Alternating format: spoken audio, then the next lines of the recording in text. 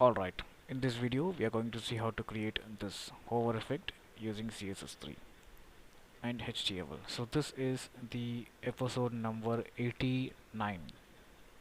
If you got stuck somewhere, the code is in the description box. You can download it and start along with me. Now to start we need three files. The first one is index file.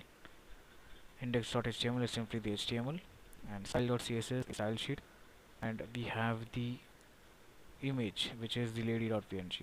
Fine, now let's create it from scratch. We'll create two files, index2.html, style2.css. Now using the template, use exclamatory tab and you'll get the boilerplate code. Now what we have to create a container, image container, it's a class. Then we'll have image, and the image name, as you know, it's lady.png, sorry, jpg. And then we need one heading, either we'll have h1 and we will give the name anything. Let's give the name as Lisa. Cool. Now let me show you how does it looks. We have named it as index2.html. It's in the same folder. So we have image and the h1. Now let's get into the CSS. So let me copy the font. The font I have used is Poppins. You can see for all element I am adding the font Poppins. Now we have padding. I have removed the padding, I have removed the margin and given the box size border box. Now call the body, and we have image container which is inside the body. So I want the image container to be at the center of the screen. So what we can do is display flex align items center, justify content center.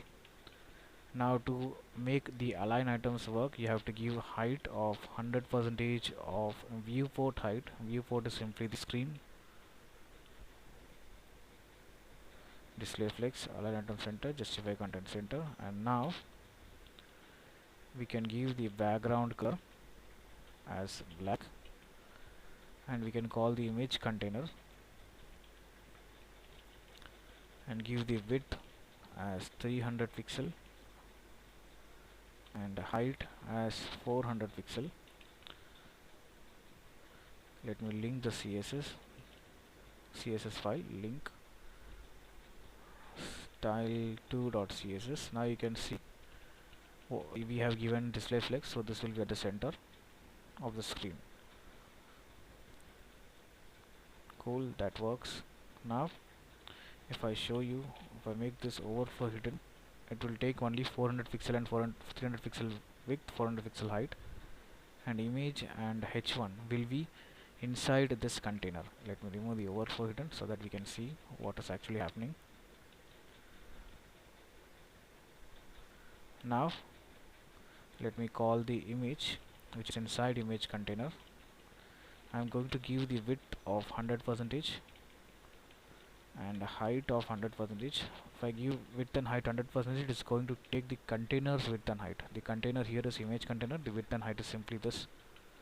So now if you see 300 width and 400 pixel height, now you can see it looks little stretched. So we have CSS property for that, object fit cover.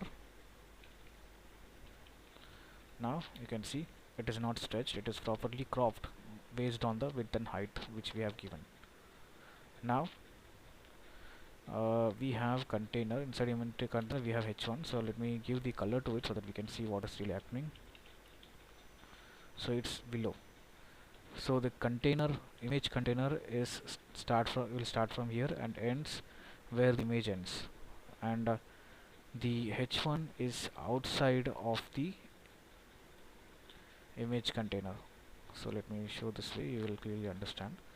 This is image container, you can see the red mark. The red mark is image container and the h1 is outside. So what I want is, I want the h1 to be on top of the image container. So we will use position absolute for that. So to use position absolute, we need to have the parent as position relative. That's what we did. Now call the image container, we have h1, So now we can clearly use position absolute. Now we want the bottom, so bottom 0 pixel. So now it will be over the image container. So if you see, if I select image container, the h1 is over the image container, that is what is showing. Now we can give the width of 100%. Once we give width 100%, we can make this text align center, and we can give the background color. I'll give black, and I want you to choose your color appropriately.